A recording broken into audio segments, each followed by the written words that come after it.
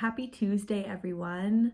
Thank you for having patience with me as the tarot message for the week ahead is a day late. The messages that came through today are definitely relevant for my own life. I am taking off about 10 days from my full-time job serving in a restaurant, and I also will not be taking tarot readings until December 9th. And this is just because I have an operation that I'm going in for, and I'm also planning on doing a lot of emotional release surrounding that body part and doing a lot of healing and spending a lot of time just taking care of myself, because this year's been a big one. And even though it's been difficult, I've definitely found myself working a lot harder, and because of all the realizations that I've made, and I'm sure a lot of you have felt this way as well, because I finally feel like I have a little bit more of an idea of where I want to go and what the next steps for me to take in life are. I feel like I should be doing more. But right now, the universe is really telling me to rest. And the message for our week ahead is very similar to that. I'll start by telling you about our beacon card. And I am using the Light Seers Tarot deck by Chris Ann. And the beacon card for the week ahead, if this week started on Monday yesterday, is the Hermit. And the Hermit is the number 9 in our major arcana. And just thinking about the number 9, that is the highest single digit number. And so it does represent some sort of completion, kind of like the end of a cycle beginning, but this card really helps us understand how that completion comes to fruition. And in my mind's eye, I've been reminding myself that I need rest. And because of this procedure, I am forced to take some rest. I was speaking with my mom yesterday, and we are so similar in the way that we work and the way that we hold ourselves accountable as well. So she reminded me again that rest is so necessary. And the Hermit card is reminding us that that rest is so necessary as well. Not only just to maintain a level of feeling good, but also to bring the lessons that we've learned this year into ourselves, and then also to transmute them. So if we look at this card's illustration, it's a little bit different than the classic Hermit card. You see this winding staircase that has a really narrow path up to the top of this mountain where this person is sitting, and they're surrounded by light up there. So this reminds us that we are the only people that can walk this path and do the work to transmute or integrate any lessons that we've learned this year. And we have to do that voluntarily. If we don't, the universe sometimes forces a rest or a break onto us. And I think a lot of us have seen this year. In March, I had 3 months off of work, and that was a period of rest, but I also started doing tarot readings then. And I think I did almost 50 free tarot readings. So looking back on it, I actually didn't get all the rest that I thought that I was getting. So now is a time for us to integrate the lessons that have come from January 1st to December 1st. And as the full moon in Gemini eclipse is waning over the next 2 weeks, we really need to tune into our inner dialogue, listen to our intuition, and meditate. The best thing that we can do to find comfort and safety right now is to find that in ourselves. We don't have control over anyone else at the moment. And so the only way that we can find safety and comfort and a sense of stability is by finding it in ourselves. And it might be difficult to finally get to a place where we feel like that. This staircase is long. It doesn't seem like it was the quickest or easiest place to get to. But just have faith that this is the beginning of that process. And when you start to quiet your mind and you separate yourself from people that have beliefs, fears, anxieties, then it becomes a little bit more easy for you to realize that those beliefs, some of those anxieties, they weren't yours to begin with. And it's very noble of us to want to take those things on. But the truth of the matter is that we take them on in our bodies, and we also need to release them eventually.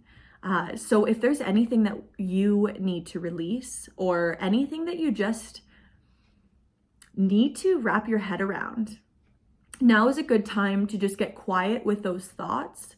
Be observant of your thoughts that come up around whatever resolution you're seeking, and just listen. And if you have any questions or you do need guidance from your spirit guides, you can always ask them. And once you ask, they will do.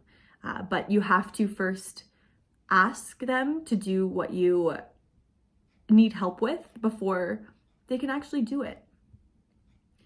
So moving on to our intuitive card pull for the week ahead, has a very similar message. The energy of swords holds the element of air, and that represents communication.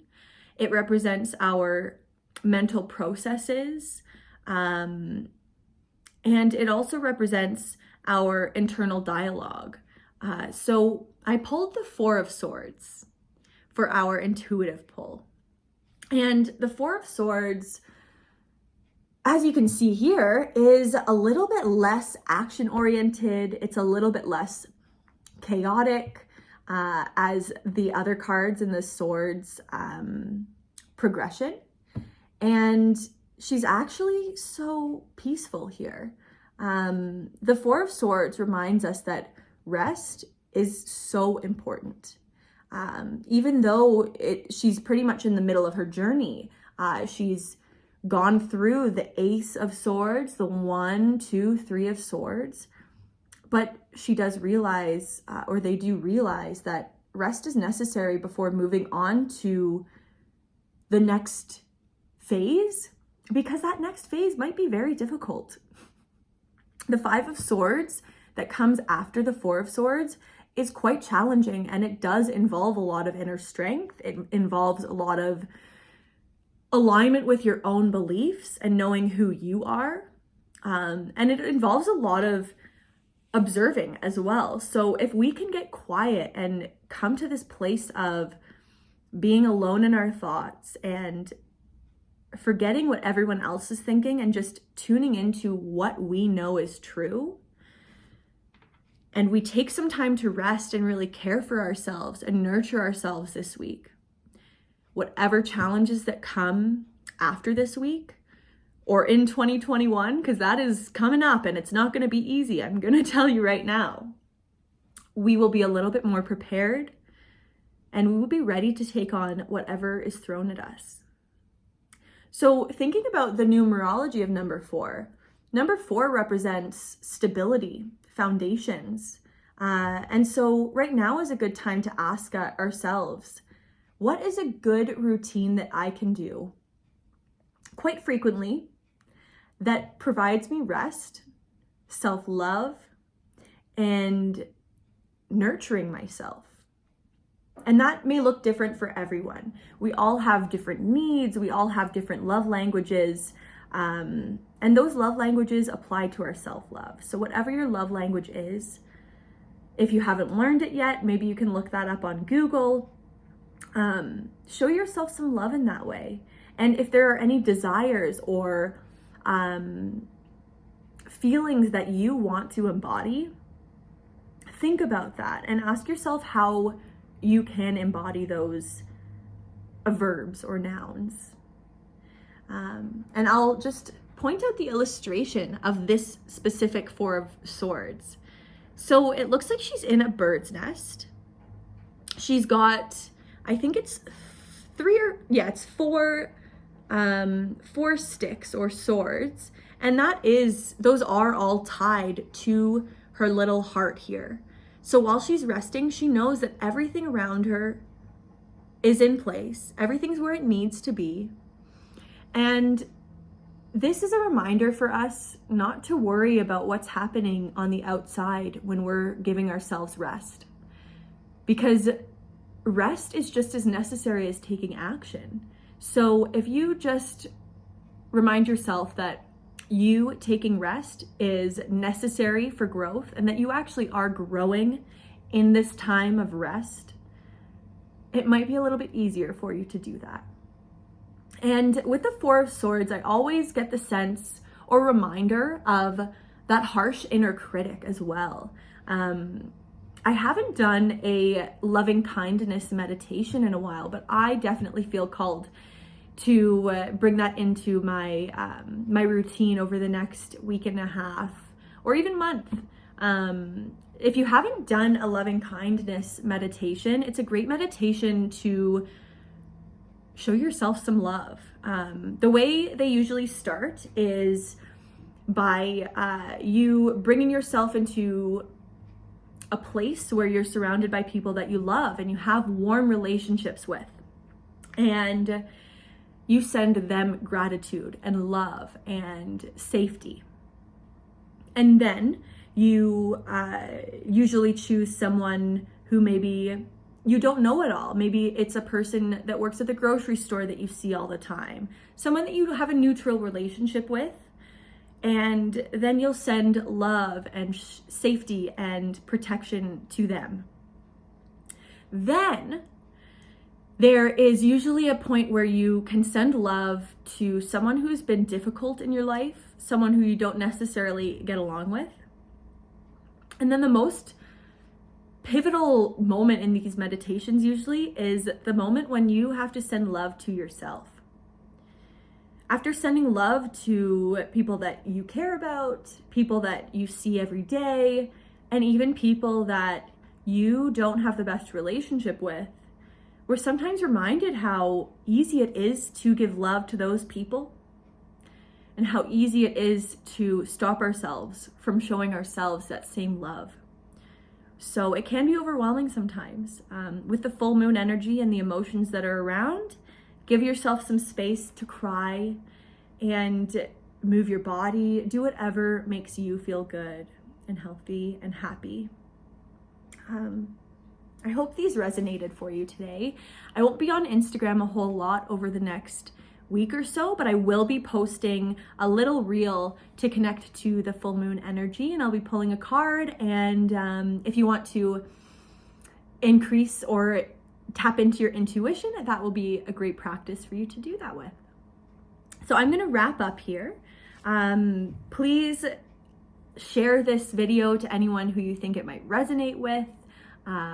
Comment, save for later, and let me know if this did resonate for you below. I can't wait to talk to you next week. See you guys later.